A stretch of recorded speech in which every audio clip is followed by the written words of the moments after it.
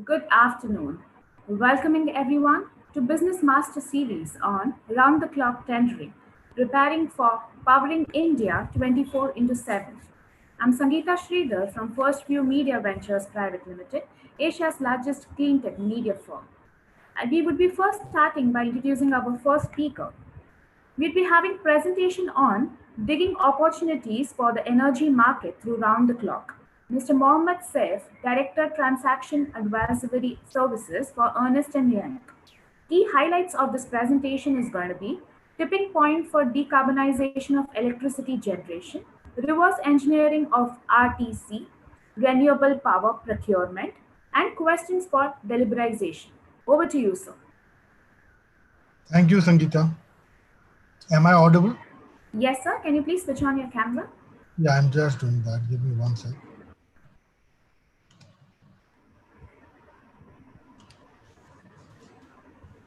Hello, everyone. I'm just sharing my screen. Give me one sec.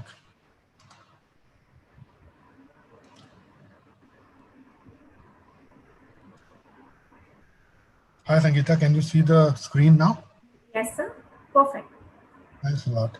So thank you for the introduction, Sangeeta. And good afternoon, everyone, including my eminent panelists for today's discussion. As Sangeeta mentioned that I'm going to speak a bit on the context of the RTC bid, given that I would be the first one, so I believe I need to give some basic introduction on the recent successful bid that was done. And then I'll talk a bit about the tipping points and how this bid has accelerated the tipping points to help decarbonize the electricity generation in India. Apart from that, I'll also touch base on the reverse engineering concept when it comes to the RTC bid and something that we in EY have done recently. And then obviously questions for from the audience, if any, after my presentation or maybe at the end.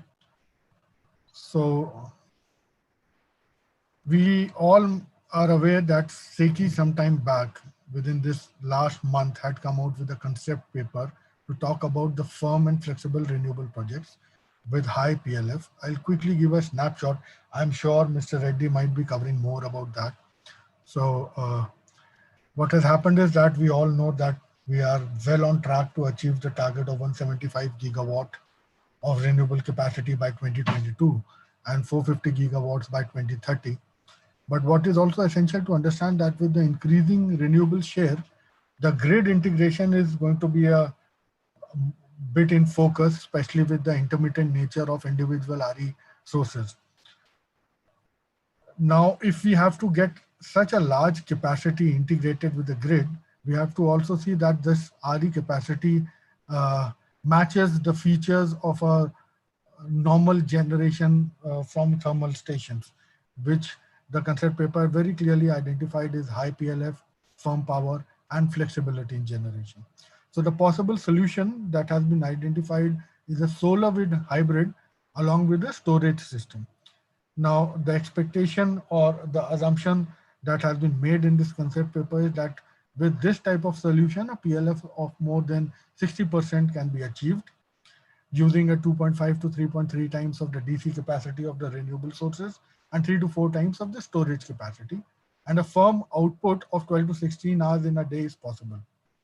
On the right hand side of the box, you'll see that what are the current situation when it comes to PLF. We see that solar is somewhere around 20 to 25% of capacity utilization.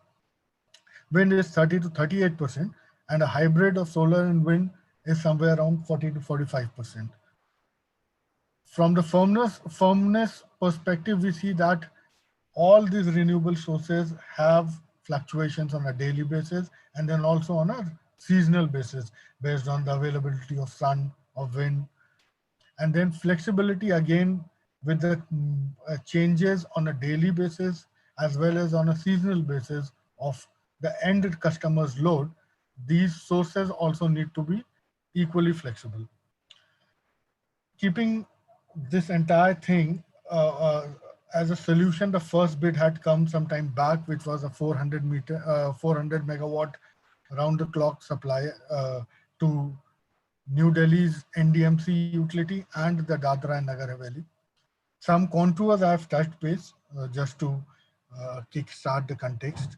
The location as per the bid was anywhere in India. The developer of the renewable project was responsible for the land acquisition as well as the connectivity to the interstate transmission system. The sources of generation can be co-located or they may be located at different locations. However, the storage has to be co-located with one of the renewable projects, which can be uh, one of the renewable projects, which can be either solar or wind. The minimum ticket size of a single bid that was acceptable was 50 megawatt. Earlier it was 100 and then it was 50 in the subsequent corrigendum. But the maximum project capacity that could be bid out was 400 megawatts. An annual minimum CUF of 80% was expected in the bid with a monthly CUF of 70%. Excess generation, if any, apart from the prescribed parameters, was allowed to be sold in open market. The connectivity was asked at 220 kV level, but there was a rider that if the nearest ISTS had a available bay at 132 kV, then that was also allowed. The PPA was for 25 years, and it was specifically mentioned that the financial closure had to be completed within the 12 months of signing of PPA. The bid was on a first year tariff basis with an annual escalation of 3% till the 15th year. Post that, for the next decade, the tariff would remain same. Now, I'm sure there would be more details on this subsequently, but I thought I'll touch base upon the contours of the bid that was there. And I must also congratulate Seki on this unique bid. I believe this is, at this large scale, this is one of the only bids in this region and would be among the leaders on a global basis also. Now, talking about the tipping points and how this bid is going to fast track them, if you see this slide, uh, the tipping points have been talked about from different entities on different forums. I am trying to project one of the tipping points that pictorial that has been uh, covering most of the points. So if you see on this graph, on the y-axis, you will see the current the time period which has been segregated into past, present, and future. And on the x-axis, it is talking about the impact on the utilities. So there are four broad tipping points. The first one talks about a variable renewable energy with a levelized cost of energy being lower than a coal's levelized cost of energy, which is a combination of fixed and variable, any new coal plant. If you see this, this has been achieved in so many past bids.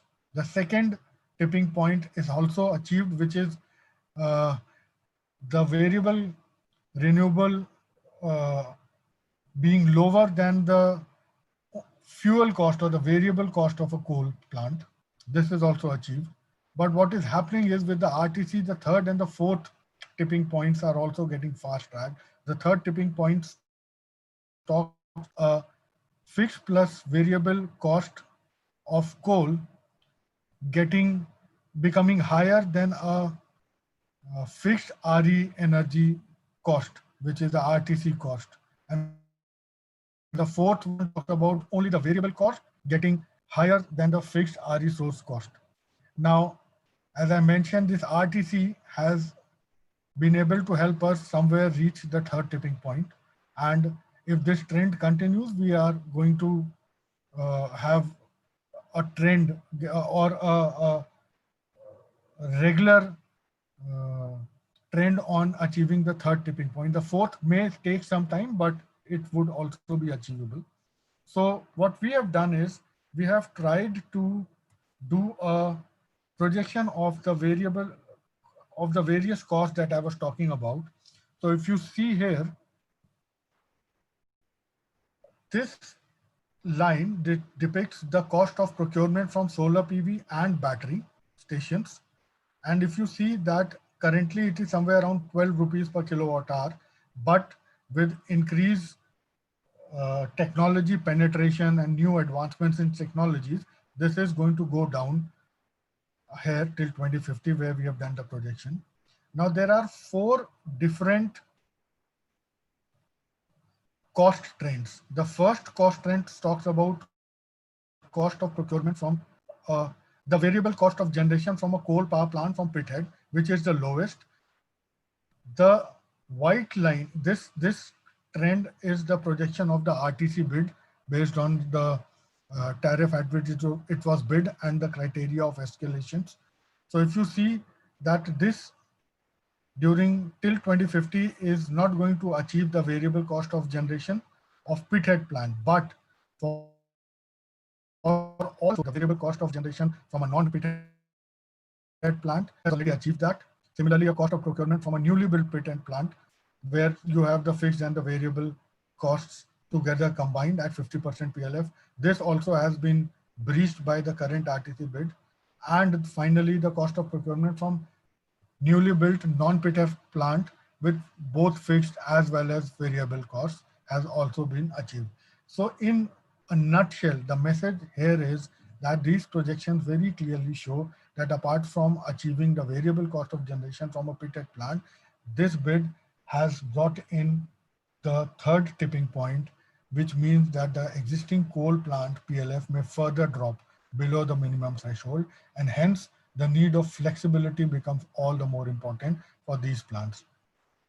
Also, as we are seeing that there are no more coal-based plant coming up in the CA plants, this bid is also going to firm up that position.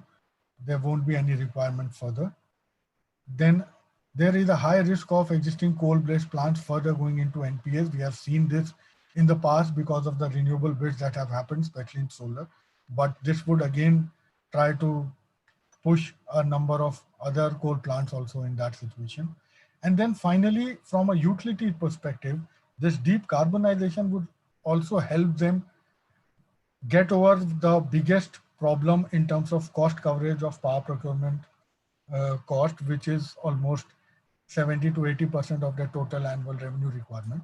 So this would help them flatten that cost on a longer basis, long-term basis.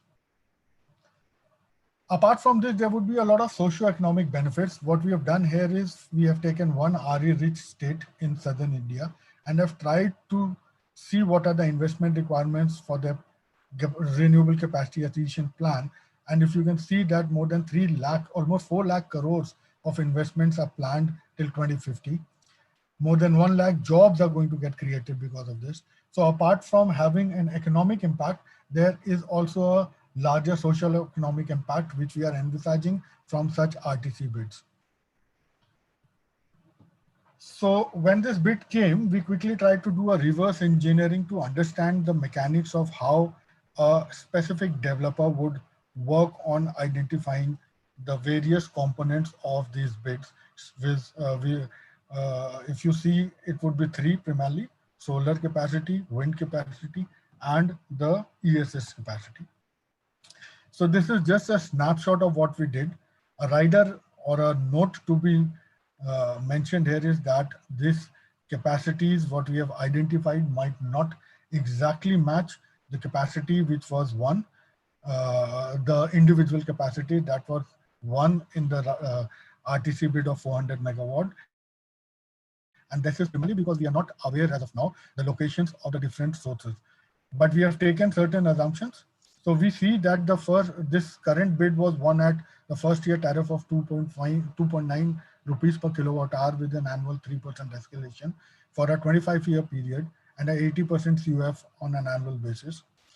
So what we did was we tried to first identify what is the requirement or a capacity if individual solar, wind, or storage would be used. And then we did simulations with exhaustive search optimization to come out with the outputs which are on the right hand side.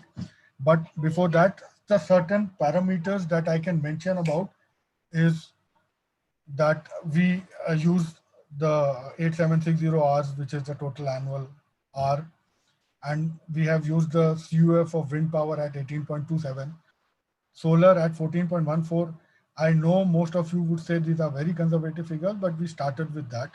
And then basis that we have identified that for a 400 megawatt RTC bid of 80% CUF annually, we found with these assumptions a wind park capacity of 1234 megawatt, a solar PV capacity of 670 megawatt, and a ESS capacity of 1869 megawatt hour was required. Again, I would say that this was for a specific location, so this might look high. And with a very conservative CUF, but the message here is that this is a tool that we can now work on for any type of locational, any type of bids that are there in the future. This is some output that is there from the tool. So this is an intermittent output where we have tried to combine the solar and a wind capacity and tried to see on a hourly basis what is the output which is coming. On the left graph, you'll see each dot identifies the combined output, energy output for a particular hour over the year. And if you can see the capacity that is available over the year is sometimes going much beyond 400 megawatt and also going much lower than 400 megawatt. And this is where this projection helps us to identify what is the best fit capacity of the storage system. On the right hand side, it's a load duration curve, which mentions that for a specific number of hours over a year, what is the maximum load that can be served. So using this, we then worked on the best fit storage capacity that may or may not be exactly matching. And I would say that when you do a RTC bid, it is very, very difficult to have an exactly matching capacity. You would, in all probability, would have certain surplus capacities, which again, as the SECI bid has allowed to be sold in the on a merchant basis in open market. So some key parameters that are required for such reverse engineering, and I'm sure that most developers would be adopting this, but just at the cost of reiteration is number one, the first and the foremost thing is identification of the project location. And then basis that identify the solar and the wind CUFs that are available on an annual hourly basis. You also need to understand what is the demand profile of the buyer on the annual basis, year on hourly basis on each day, and then also understand what would be the individual levelized cost of the three sources of energy. Now, some considerations for a system-friendly RTC that are essential when you do a reverse engineering is what is the CUF level you are taking. As I mentioned that it is more of a conservative one, which we took, but it can always be more ambitious, but it would and again depend upon what is the location in which you are using or installing these sources. And co-location, as the second point suggests, would uh, might not be a good idea because at a location where wind is very high, you may or may not have a equally high solar intensity. So as the SECI bid has allowed, you might also have to look for locations where you can get maximum output from individual solar sources and wind sources. Again, allowing some merchant capacity under the RTC because as I mentioned, there are larger chances of having some surplus capacity on an annual basis, which should be allowed to be sold. Another point here, like this current bid was talking about a single uniform tariff, but something to ponder is can there be two types of tariffs, like the 1200 megawatt bid by SECI, which was there for peak and off-peak supply, can that be replicated here? Then again, the compensation of being a RTC developer from a utility side is also very critical. And I'm quite heartened to see that SECI has taken cognizance and included certain compensations for back down because of grid unavailability as well as utility schedule for the developer. And and the last but most important is what are the locational signals or the parameters that are available for individual locations for these solar and wind plants are also very critical when you do reverse engineering to decide on the capacity. My final slide talks about, and this is nothing but a closure of the first slide where I put certain questions based on the SECI concept paper. What we have seen from this bid is that you can have an enhanced CUF, you can achieve firmness and flexibility, especially when you integrate this with storage. Physical hybrids contribute to low RE grid integration and transmission costs because you are allowing it the generation plants to pool into a ISTS common through a common system also. So that is also achievable. They can also help in matching the generation with the demand curve easily because you will have the flexibility through use of storage as well as a hybrid combination of solar as well as wind. And the balancing out of intermittency again is possible because of this hybrid combination. Some key challenges that I am trying to put forward for further consideration is the CUF requirements that we are putting for this combined hybrid plan has to be very critical. What exactly I'm going to achieve from this, because these are going to then push the developers to go and search for locations where they can get individual CUF from these solar and wind sources to meet these CUF targets. Then scalability is also something which can be considered from these plants that are going to set up so that further higher CUF can be achieved and uh, further capacities can be built without much problem of land expansion. The third most important thing is how to locate, how to secure sites with sufficient resource potential. And one quick thing we understand is that every state would have different CUF capacities for solar and wind, and every bidder would be using their own assumptions for this. It would be a good way to have a standard database of at least some location, key location for each state that would be given as a guide for all bidders to use as a benchmark to have a common base while bidding. So with this, I would close my presentation and I would be happy to address any questions maybe at the end of the three presentations. Sangeeta, over to you. Thank you very much for the insight, sir. I do have a few questions for you, so I will just put across that questions. Uh, how RTC can bring a win-win for power producers and consumers? So if you see that from a producer's point of view, it is still a very new thing to be evaluated. But yes, this is the way forward given that the requirement of the grids are such that with rising targets, it is going to be all the more critical to have firm power from renewable sources. So I would not say that it is a win-win, but it is a must for developers to build their capacities on this Okay. going Thank you, forward, sir. because we have to achieve a very large target. From a utility perspective, yes, as I mentioned, that having a RTC power from such greener sources is number one, going to help them reduce their overall carbon footprints in the sector. And number two, it is also going to help them have a dampening in their power procurement cost in the long run. Right, sir. Thank you very much. Moving on to the next question.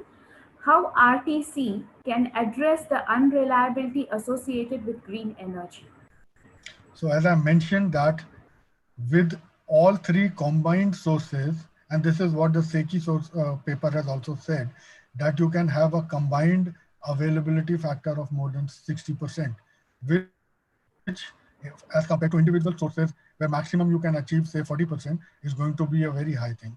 So at any point of time, you have as a developer the flexibility to play with these three sources and ensure that the minimum standard of supply which has been asked by you is getting met. Thank you, sir. One last question. Sure. Recently, India closed its first round-the-clock renewable energy tender. How you see this as one of the most unique tenders of Indian renewable energy sector? Thanks. And I have already mentioned this that so I will again reiterate the point of the tipping points that I was talking about. So we in our earlier projections were putting the third and the fourth tipping point where firm power from renewable would bypass the coal costs. uh, around somewhere around 2025, but this has definitely helped fast at that tipping point. The entire decarbonization story in the power sector is going to happen much earlier now with this. And I would again congratulate Seki for this unique initiative. Thank you very much. Thank you very much, sir, for your insights. With this, we move on to the next speaker. We have presentation on finding a way to efficiently implementing RTC, keeping a balance with renewables. We have Dr. YBK Reddy, who is the ADGM, Solar Energy Corporation of India, SECI. Sir, can I please have you on screen?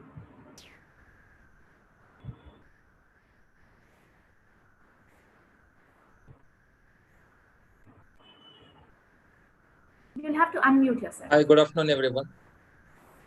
Good afternoon, sir.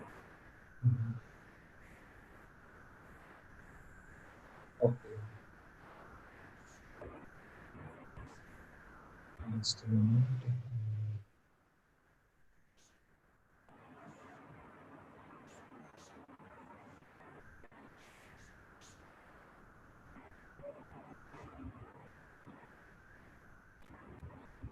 First of all, I thank First Week Group for inviting me to speak on this round-the-clock renewable project initiative at them. And I also thank Mohammed for giving a very critical insight of our tender. We require this type of inputs also. So further we refine the things to to release even better tenders.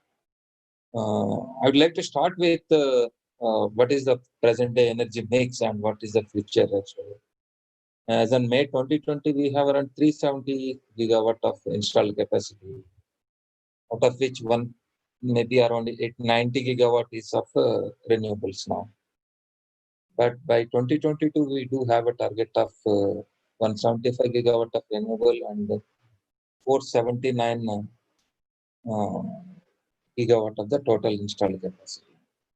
And again, as announced by our Honorable PM, the RE target is getting increased to 450 gigawatt. So that is being reflected in energy mix of 2030 also. But we need to see, we have a lot of issues with these numbers actually. Numbers looks very simple, but when we realize the things into the grid, so we need to address number of problems. What are the problems? If we can simply develop these numbers as a simple RE project. First one is we do have a intermittent generation, a lot of fluctuations in the generation. And let us say solar is available for only for 10 hours or 9 hours in the daytime. And rest of the times we have to depend on the conventional energy. So we have to continuously depend on conventional power, means even after having 450 gigawatt also. Is that we need to means we are not seeing any avoiding conventional energy scenario. Means the plant capacities we must have, and we do have a generational load mismatch because we have taken huge targets of numbers 175 gigawatt and 450 gigawatt. Is we don't have the load also. That is again a problem. And the famous one is that occurrence of duck curve. Okay, now people are saying camel curve also. So that will be a problem. That is one thing. And another issue is that fluctuating generation of RE projects is a big problem. Means all these fluctuations means in a big scale, it will be very difficult to handle actually, the large scale.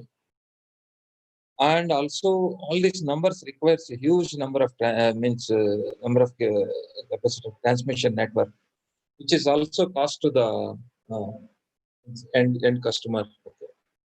So all these things we need to address actually while we go for the realization of 175 gigawatt of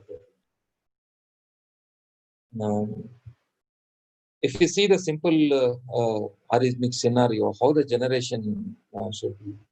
Because RE we cannot back down, but if we don't back down RE, what will be the scenario? In 2020 nowadays, now we are able to manage because compared to conventional capacity, RE is small. It is just 20% only now.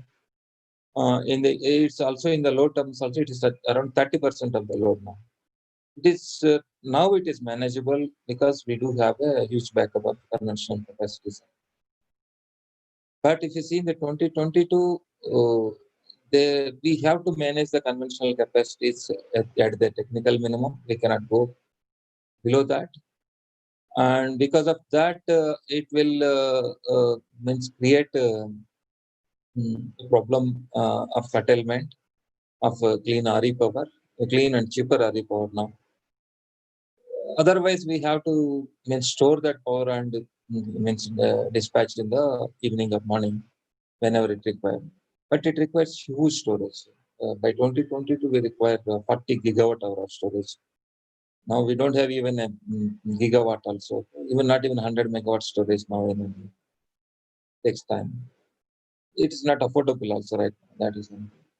If you see the 2030 scenario, it is quite worsened actually. So the RE generation is more than the load itself. So 100 to 12% of the load. Installed capacities are around 58% of the total estimated capacity by CEA. But generation at the peak, okay, it is 112% of the load. In that, we have to manage the technical minimum of other conventional plants. So that will lead to huge curtailment. Okay. So that requires at least 400 gigawatt hour of storage. Even after that, also it is very difficult to absorb complete RE power. Here one can argue that why can't we just simply go for the simple storage projects and then we can simply develop simple RE projects. We can do that, but it is very difficult to convince the buyers also to apply simple storage project. It's very expensive right now. Maybe in future it might be possible, but right now it is very expensive. And always when you couple the storage with RE project side behind the meter, it is always cheaper than the independent storage. That way we have to see. And we can improve the PLF of the RE projects also. So that will reduce the transmission line dependency. Means we can better utilize the transmission network. So there are multiple benefits of having the storage with the project, with the RE project, either solar or wind project. So that we can manage the cost also easily, and we can manage the project cost also. The simple RE project cost also will reduce. So with this idea, we define some strategic solutions to meet the future of the RE capacities. In content, means these are some thoughts of us. Okay, we defined the things. We have to see how it will be taken by the market. Of course, two of these we have already released. That all the three solutions, what we are thinking is that if we closely observe the any generation, any demand curve, there is base load and there is a peak load points and intermittent load, intermediate band load.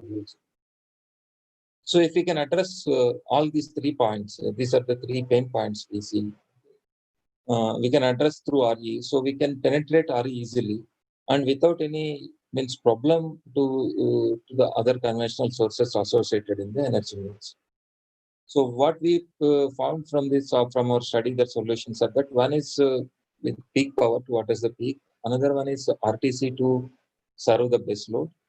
The new one we are planning now to release is that firm and flexible with intermediate band of around 10 to 12 hours during the daytime. Many discoms require that if we analyze the discoms usage patterns. Because of daytime requirement is more.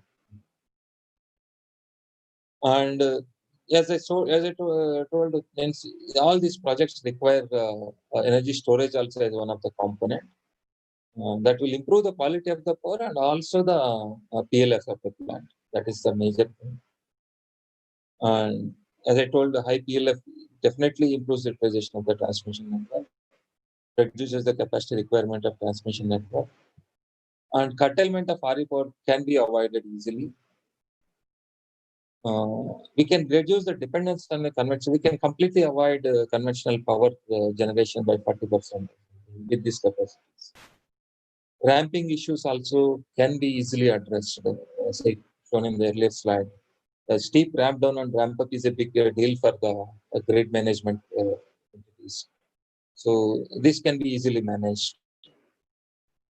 So in the among this, if you see the means our simple analysis of the 2020 to 2030 scenario with some capacities of all three new type of tenders, this hybrid tenders and solar wind tenders. Regular solar also will continue.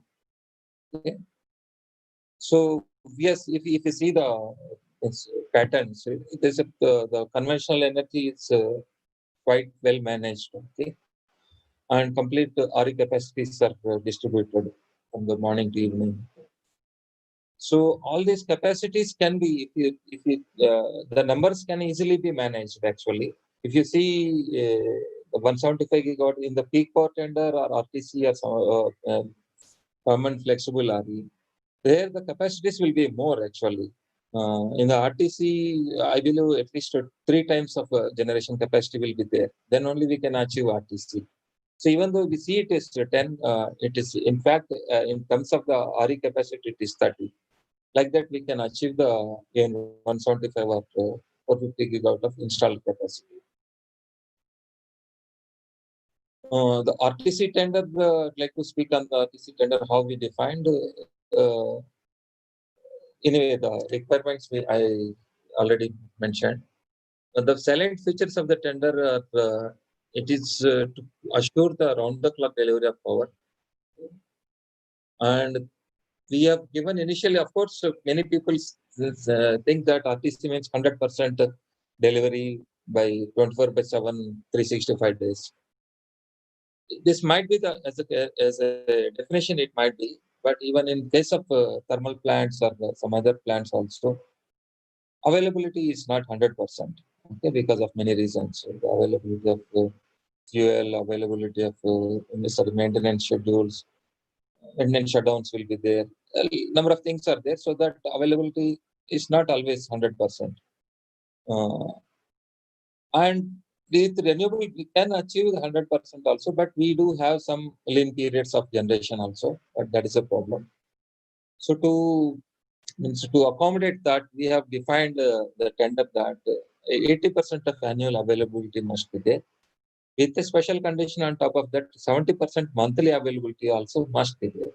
So with these two conditions, if anyone can analyze the generation, definitely one can supply above 60% capacity, 100% of the times. And we allowed for multiple injection points. It's a big debate can be done on this point actually.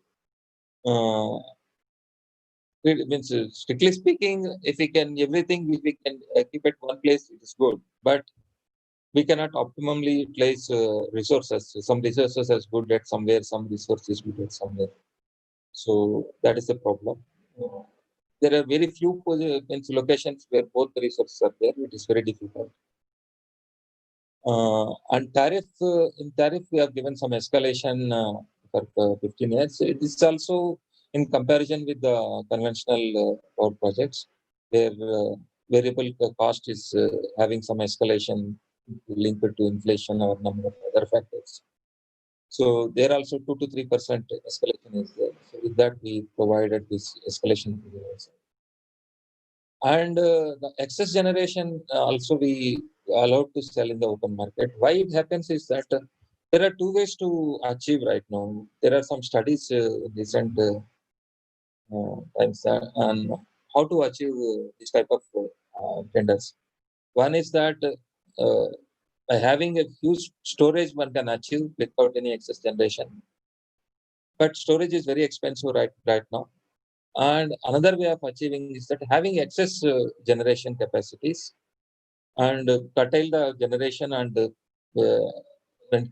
provide the whatever the requirement there. And instead of curtailing, what we allowed is that we allowed to sell in the open market. So that is the way we are given here. Uh, if you see the baseload analysis, requires at least 200 gigawatt of baseload by 2030. If we go for 50 gigawatt RTC project, it can replace 25% of the baseload. So 25% of the thermal plants we can straight away replace. And it requires 150 gigawatt of the RE installation capacity. It requires almost 3 times.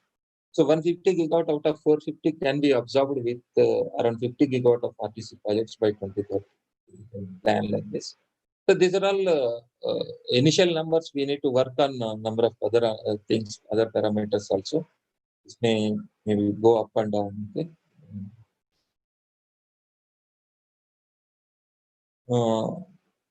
If we go through the results, it is quite cheaper than the thermal power. The new thermal plant tariff was recently concluded. The first year tariff what we got is 2.91 per kilowatt hour. The levelized tariff is 3.51. Which is cheaper not only in terms of tariff terms, but we do have some other associated things also. Main one is environmental impact. The other thing is that water consumption is also a big thing we need to think for the future. Actually. Water is again a very scarce resource for future. So in view of these two things, it is quite cheaper compared to the conventional sources. Some of you might have gone through the recent study by Goldman Sachs University or something, a policy paper for US, where they're planning for 90% of energy by clean energy by 2035. Where they're also saying that environmental impact is a thing we need to see that it requires means if we consider that whatever the tariff we are seeing is even more cheaper than the what we are seeing right now in the number terms. So that's the thing. To conclude that this is the time what we realized to work on the projects to suit the demand of the discoms, actual demand of the utilities. So far what we are doing is that we are just deploying the projects and we are forcing the discoms to buy through some obligations, RPO, REC, whatever, some obligations. The obligations, anyway, we cannot keep on obliging someone to take the power continuously. So we have to understand the utilities requirement.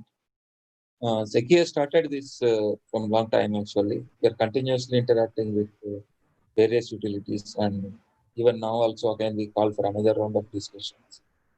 So we continue to discuss and continue to develop this type of projects. And the another one is that we focus on all these three types of tenders also, and also the regular tenders. Okay. And if any new ideas anyone is are having, you are always welcome to write to us, and we can discuss, and we can say that we can implement those things. Okay. With this, I'd like to thank all for patient listening.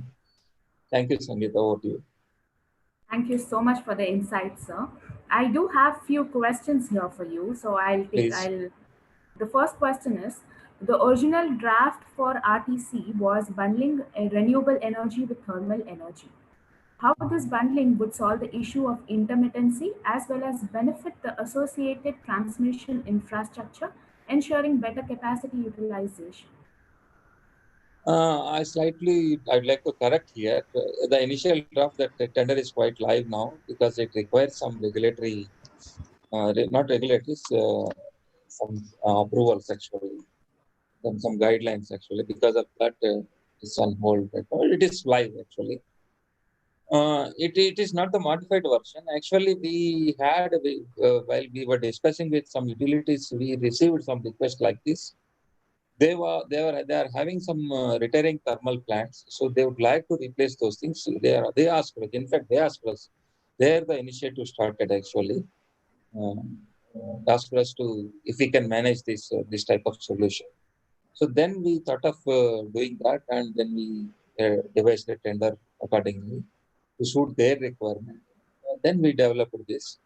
But that is also there. Okay, there also the intention is same thing. So we have to manage both the conventional, whatever in my presentation also I told that we cannot kill others. When we are growing means we should grow with along with some others also. So we should not kill others actually. So the other conventional capacities also they must be live. Okay, and it may take some time. Slowly we can, if the renewables is the only solution, is the cheapest solution. Slowly, natural death is a different. We cannot means hang them right now. Okay, so because of that, we are doing that one also. We are doing this type of tenders also. Mm. Thank you, sir. We move on to the next question. In your opinion, which one will be the best suited for Indian adoption? Bundling of renewable energy with existing thermal plants or building up storage infrastructure in order to move completely towards renewables? If yes, what about the cost factor? Definitely, the last one you already told. Cost is the main thing. Cost only decides the thing. But we have to see that how the renewable energy journey started. It started with bundling only. Okay, when renewable was very expensive, started with bundling with thermal power. So it is the time to pay back to the thermal for renewables now. Okay, for whatever the help the renewable industry got in the early days. So it's paying back now. So that will sustain. Okay, but this type of pure renewable RE also is the future actually. If you see the recent report by the Goldman Sachs, actually they're planning for 90% of RE by 2035. Okay, so if the world is moving like that, we also have to move that. Okay, but in terms of tariff or price term, means it is both the same actually. But it's as a overall country as a thing, we have to see that we have to look for other side of the journey also. That we have there are number of coal resources, number of other things also there. It is infrastructure is there that we cannot kill that infrastructure with or just overnight. Okay, slowly we have to take this transition. Thank you, sir. One last question. Do you see RTC of RE is complete threat to currently existing coal-based thermal power sector? Can they coexist or it's time to move on to complete RE setup?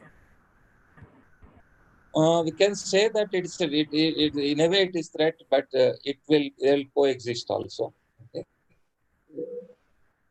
but it is always competitive only. Okay, Okay, okay, sir. thank Thank you very much for your insights. Thank you for being there for this meet. Now we move on to our next speaker, Mr. Parag Sharma, who's the founder and CEO O2 Power, talking on devising a bidding mechanism with highly competitive tariffs making RTC. Over to you, sir.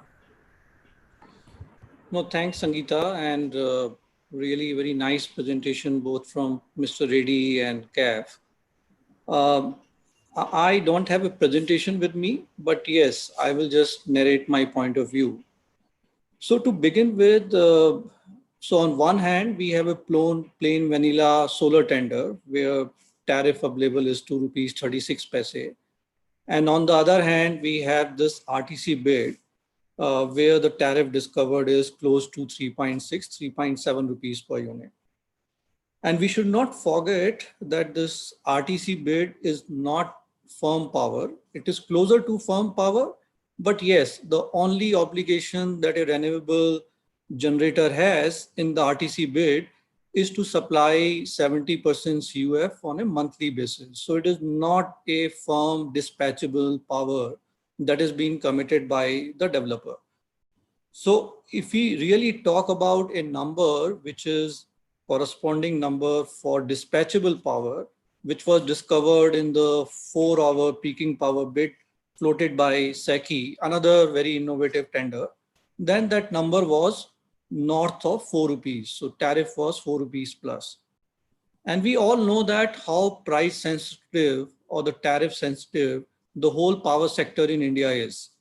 So that first tender for peaking power that SECI has introduced, I'm not sure whether that has been sold by now to the distribution licensee. In fact, around 13 gigawatt of power SECI is struggling to sell to discoms just because the tariff for most of this 13 gigawatt is in the range of 292, which was discovered through manufacturing tender. So it's a real struggle to sell power at anything which is north of, I would say, 260, 265. And there's a big pushback coming from the discoms in taking this power. Obviously, this RTC tender was pre-tied up, and as everybody mentioned, the two states have committed. So this tender should not have any issue in offtake. But yes, the question that we have is that should we really go for costly solutions, I would say? Is the market mechanism one way in which the renewables intermittency problem can be solved? That is what everybody is debating here. So we all know that from 1st of June, RTM market which has been launched. What we all are discussing is that renewable is intermittent. If I give a schedule for next day and I in renewable can't really predict for every 15 minutes what will be my generation for next day. So I need a backstop, or someone, the distribution company or the market operator, need a backstop that if renewable power is not produced in that 15 minutes, whether I can get it from some another market, which is the ancillary services market. So why not we think of a mechanism, then we let this market mechanism discover that what is the cost of this intermittency in renewable, and let this RTM market, which has been floated, drive it. So if somebody wants to provide firm power, if I as a developer, and I just have an arrangement from this exchange, and whenever I am not able to generate whatever I have projected for next day, I can buy from this market and still supply the firm power. So that is another mechanism in which we can solve the problem that Mr. Reddy has mentioned. But having said that, full credit to SECI to try discovering the peaking tariff tender, and then the RTC tender, and maybe in the next round there will be more innovative means to solve for the problem. So that is one part of it. The second question that everyone globally is asking, that is this the responsibility of letting the intermittency problem be solved should be left to renewable developer, or should it be solved at a centralized basis? So we may have market operator really solve for it.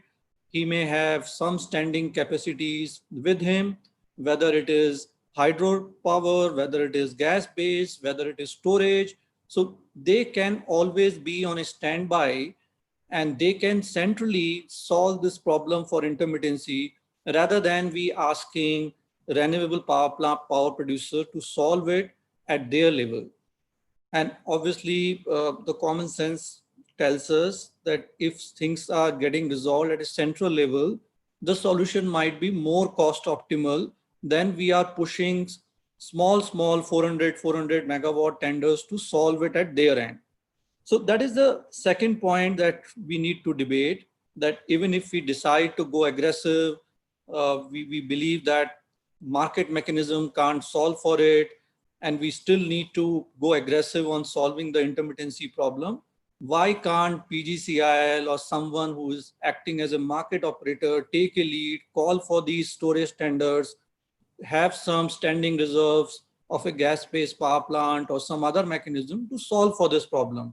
Maybe at a national level, that may lead to a huge saving, rather than this approach which we are trying to adopt today, or we are discussing today. So that is the second point. Now, third point, which is if we talk about this specific bid, RTC bid. So look, what is happening here? Bid is of 400 megawatt. People are trying to set up 3 times to 4 times renewable capacity against it. And if you are not able to schedule more than 400 megawatt at any instance, and you have set up a capacity of 1600 or let's say 1200 megawatt, then there is a huge power which is surplus in different instances of time. And as per computation done at our end, that number is somewhere around 20 to 25%. So 20 to 25% of the power that you are generating annually, if you want to participate in a bid like this, has to be sold either in the exchange or has to be sold in the open access. And obviously, I'm talking about a solution where we don't have storage. So in that mechanism, we are just solving for RTC bid problem by having surplus or more capacity of renewables to feed to 400 megawatt. Now, what assumptions developer like us can take on realizing this 24 to 25% of the power being sold in a merchant market? It's such an uncertain market. When I started my career, merchant tariffs were at 7-8 rupees. Today, it is not even at 2.5 rupees. Then we don't even know that what would be the CTU charges. If I have to sell power to an open access customer or to an exchange, I have to budget for CTU charges. What will be deducted as CTU charges and losses? That number is 50 paise today, let's say, but tomorrow it might be a different number. So these two uncertain numbers makes it very, very difficult for me to assume my tariff realization for 25% of the power that I have to sell annually in the open access or in the exchange. Now, on top of that, if we are talking about national level issues, so today CTU charges is waived off specifically for this RTC tender and also for any plant which is getting commissioned by December 22. But we are not realizing that we are blocking 4 times the capacity of the tender in transmission, and none of us are budgeting for that particular additional capacity which is getting blocked. So in that background, again pointing to the same thing, that if we do an overall cost analysis, can the centralized way of solving the process where there is one capacity which has been blocked, whenever there is a need arise, we can switch on that particular generator, whether it is generator or a storage capacity, to solve for this problem. So that is the second thing, that we are blocking too much of transmission capacity against the CTU bid. Now, there is also a need to get this clarity that everybody mentioned that co-location is not required. We can set it up at 4 or 5 places or whatever number of places we want, and the tender really allows for the same. But then the question is that whether the regulations allow that I can file my LTOA application or a stage 2 application in PGCIL together for 4 places. So if you see, the winner of this tender has been able to file only application at 1 place because he is waiting for clarification at the CRC end. So our request always would be that to have a fair way of conducting tenders, all the regulations should be in place before we start these kind of tenders. There should be a clear regulatory framework which says that if you win a 400 megawatt or a X megawatt tender, you can apply at 4 places equivalent capacity for stage 2 application. That clarity is not existing today. So now coming to some analysis that EY has done, and I was going through that presentation. So they are talking about, for this tender of 400 megawatt, we need somewhere around 700 megawatts of wind and solar, and we need another 1800 megawatt hour of storage. So if at least I do the number crunching at my end and looking at the interest rate and the return requirements that investor has, tariff would be much, much higher than the 3.8 or 3.7 number that was shown in that slide. In my opinion, the winner has not considered storage, or even if it has considered, it is very little storage. The number is not as high as 1800, 1900. megawatt of wind and solar together, it might be more close to 1300, 1400 megawatt for a 400 megawatt bid, because only with so much of capital investment, you can make the numbers work. You can't make the numbers work with a 18 to 1900 megawatt of wind solar and another 1800 megawatt hour of storage. So that is my other specific comment on the presentation which has just been shared. So just to summarize, and we have to think more analytically, these steps of pushing renewable players to come out with the firm bid might not fructify, because we may figure out at the end of the day that the centralized way of storage or centralized way of solving for intermittency might be a better way. So that is the point number one. Point number two is that is there enough regulatory clarity before we continue conducting this bid, particularly on the evacuation side, is a question mark. But I understand maybe by the time we have a next tender, the specific CRC order would be in place and we would not have any issue. And my last point is that India just has 9% of its mix as renewable power. If you see across the world where storage has been pushed aggressively, it is in those geographies where this mix has crossed 25%. And we all know that how fast the storage cost is going down. So if we can push out all this implementation and introduction of storage and going aggressive on converting firm power into infirm power into firm power, even if we can push it out by a year or two, it would be a huge saving for the country. So we should let the market mechanism first solve for this and then slowly go for these more expensive solutions. Over to you, Sangeeta. Thanks a lot. Thank you so much for the insights, sir. I do have few questions for you over here. I proceed ahead with the first question. As the sources of power cannot be a single one, and when we talk about supplying round-the-clock uninterrupted power, what are the bidding parameters needs to be kept in mind while deciding a proposed composite single tariff?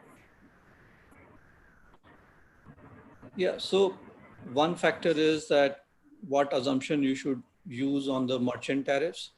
The second assumption is how much overloading you have to assume, which means that for a 400 megawatt bid, how many megawatts of solar and wind you would like to install and in what ratio. And obviously wind would be more than solar.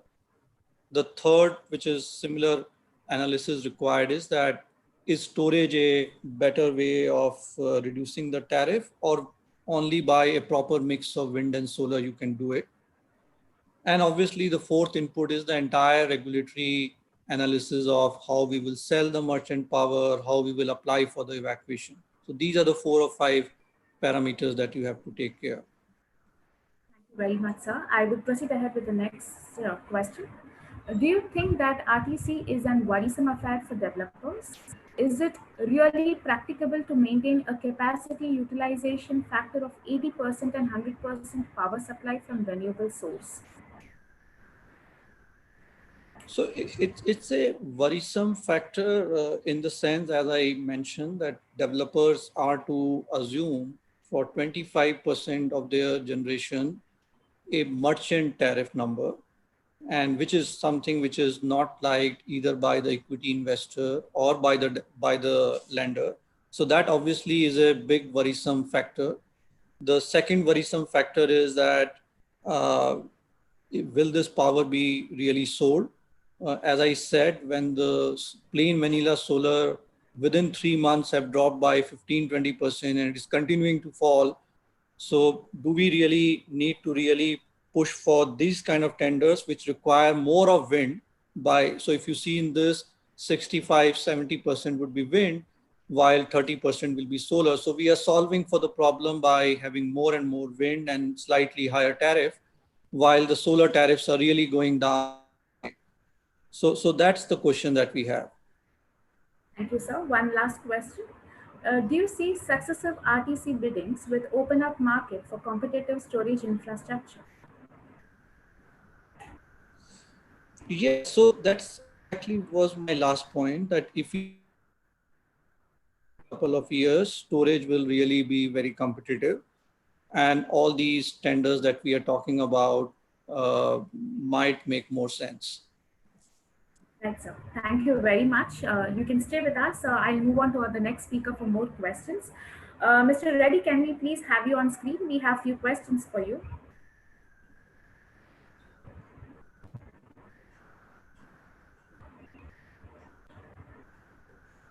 Okay, Okay, please.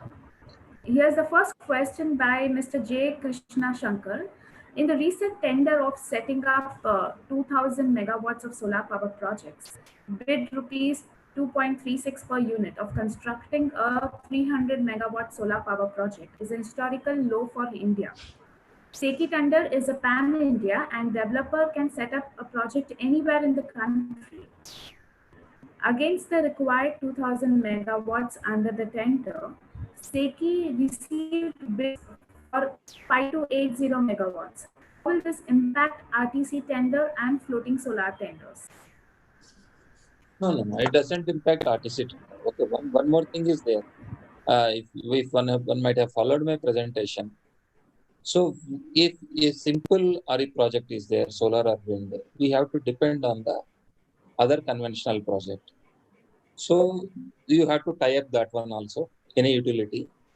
So while taking this RE power, they have to pay the fixed cost for that conventional power.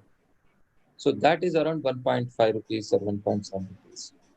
So with that, if we can assure this, completely they don't need to tie up with the conventional power, so that they can the effective tariff is 3 point something only. That is, I don't think that will stop this RTC. Right, sir. I move ahead with the next question. This is from Randhir Kumar.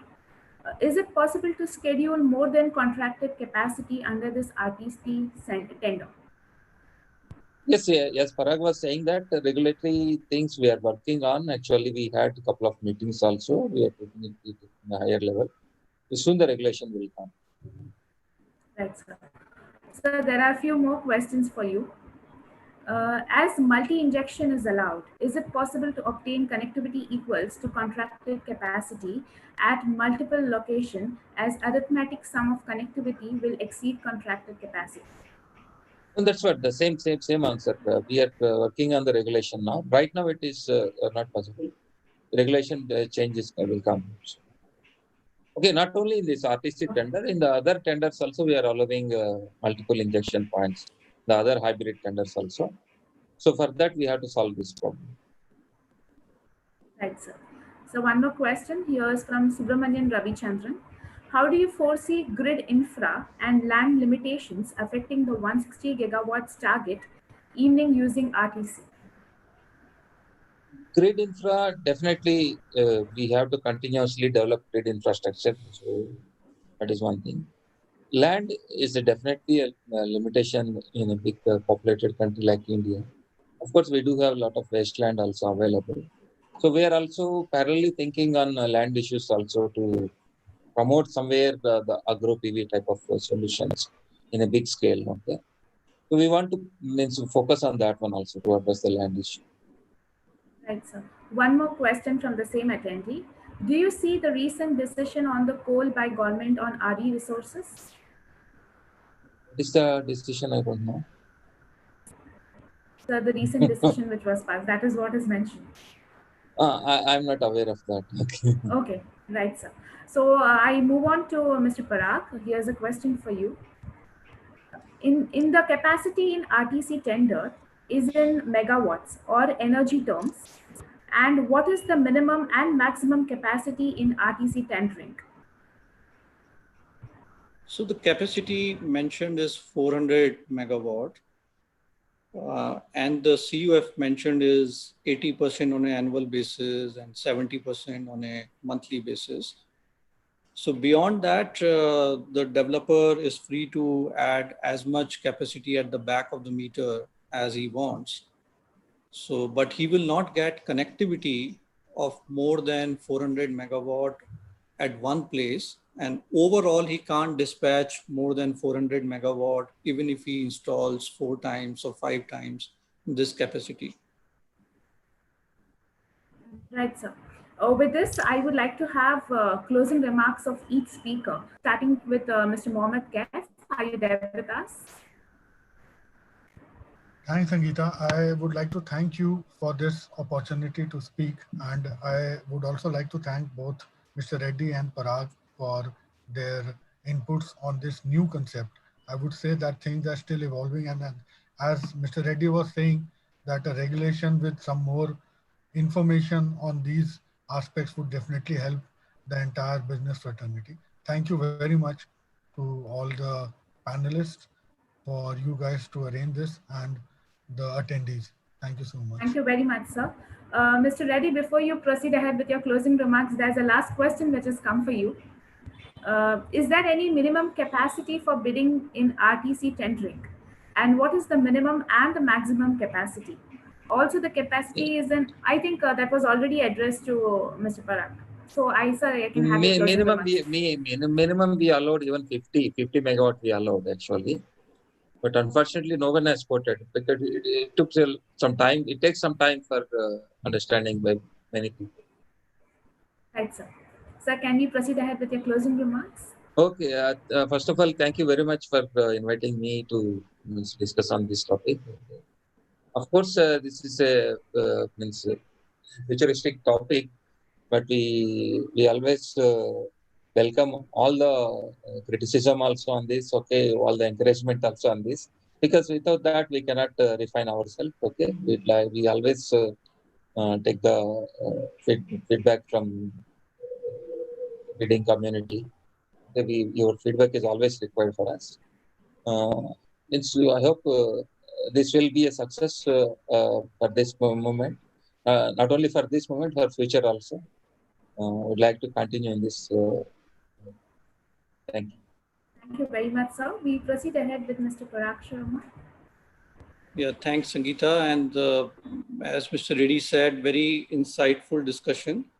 My closing remarks are that India has already surplus installed capacity. We have 380 to 390 megawatt of installed capacity, and hardly 180 to 190 megawatt is our peak load. So in this background, are we trying to replace the new installed capacity with RTC? Is what my question is to Seki. In my view, we already have surplus, and we are just trying to have a mechanism in which the intermittency can be avoided in the given framework. Right, sir. With this, I would like to thank all the speaker panelists for joining us for today's Master Business Series. I would like to thank all the attendees for joining us. With this positive note, we will end the Business Master Series now. Thank you very much. Thanks a lot. Thank you. Thank you.